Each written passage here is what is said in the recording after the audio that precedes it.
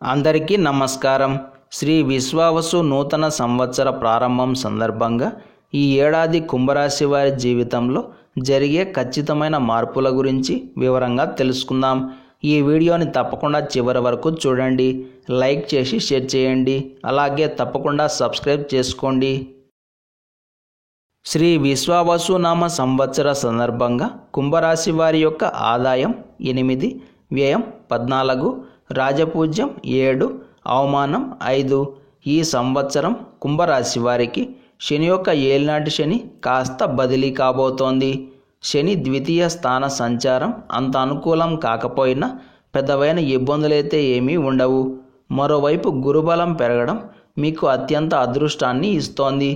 గురువు యొక్క అండ మీపై పుష్కలంగా ఉండడం వలన శని పెట్టే బాధల నుండి కాస్త కోలుకోవచ్చు.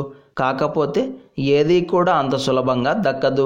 ఎంత కష్టపడితే అంత ఫలితం మాత్రమే ఉంటుంది. గోచారం ప్రకారం ఇంకా మీరు ఏలినాటి శని దశలోనే ఉన్నారు కాబట్టి కష్టపడితేనే మీరు కోరుకున్నది మీకు దక్కుతుంది.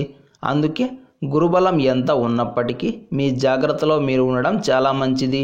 ఈ ప్రకారంగానే ఈ ఏడాది కుంభరాశి వారు ఆరోగ్యం పట్ల చాలా కేర్ఫుల్గా ఉండాలి. అయితే బంధుమిత్రుల సపోర్ట్ లభిస్తుంది. చికాకుల నుండి బయటపడతారు. స్త్రీల వలన అవమానాలు ఎదురయ్యే అవకాశం ఉంది. వ్యాపారంలో చక్కటి అభివృద్ధి ఉంటుంది, లాభం ఉంటుంది. ఇక్కడ మనకు ఎంత లాభం ఉంటుందో అంతే ఖర్చు కూడా ఉంటుంది. అందుకే సేవింగ్స్ మీద తప్పకుండా దృష్టి పెట్టాలి. రాజకీయ రంగాల వారికి మంచి పేరు, గౌరవ మర్యాదలు, అలాగే చక్కటి పదవులు ప్రాప్తిస్తాయి. కుంభరాశి వారికి ఏది కూడా సులభంగా అందకుండా శని అడ్డుకుంటూ ఉంటాడు. అయితే విల్ పవర్ బాగుంటే, మీ ఆత్మవిశ్వాసం బలంగా ఉంటే తప్పకుండా మీరు కోరుకున్న దానిని సాధించవచ్చు. కొత్త వ్యాపారాల మీద ఇన్వెస్ట్మెంట్ చేయకండి. గతంలో నుండి మీరు ఏదైతే చేస్తున్నారో దాని మీద మాత్రమే ఫోకస్ పెట్టండి. వ్యవసాయ రంగంలో ఉన్నవారు అప్పులు చేసి వ్యవసాయం చేయకండి. వాహనాలు నడిపేటప్పుడు జాగ్రత్తగా ఉండండి. విద్యార్థులు దయచేసి చెడు వ్యసనాల జోలికి వెళ్ళకండి. ఈ ఏడాది కుంభరాశి వారికి చైత్రమాసం కలిసిరాదు. తృతీయ, అష్టమ, త్రయోదశి తిథులు అస్సలు కలిసిరావు. అలాగే గురువారం మరియు ఆరుద్ర నక్షత్రం ఉన్న రోజులు మీకు అనుకూలించవు. కాబట్టి ఈ రోజుల్లో జాగ్రత్తగా ఉండే ప్రయత్నం చేయకండి. కుంభరాశి వారు ఈ సంవత్సరం రావి చెట్టుకు పూజించాలి. రావి చెట్టుకు నీరు పోయాలి.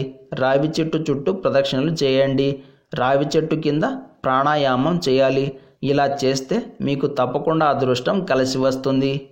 ఎప్పుడైనా సరే ఆకస్మికంగా ఆరోగ్యం బాగోలేకుండా పోతే, విష జ్వరాలు కానీ లేదా ఇతర అనారోగ్య సమస్యలు కానీ మిమ్మల్ని వేధిస్తూ ఉంటే తప్పకుండా ఆరోగ్య రక్షా స్తోత్రాన్ని పారాయణం చేయండి. ధన్వంతరి స్తోత్రాన్ని పారాయణం చేయండి. శివారాధన చేయండి.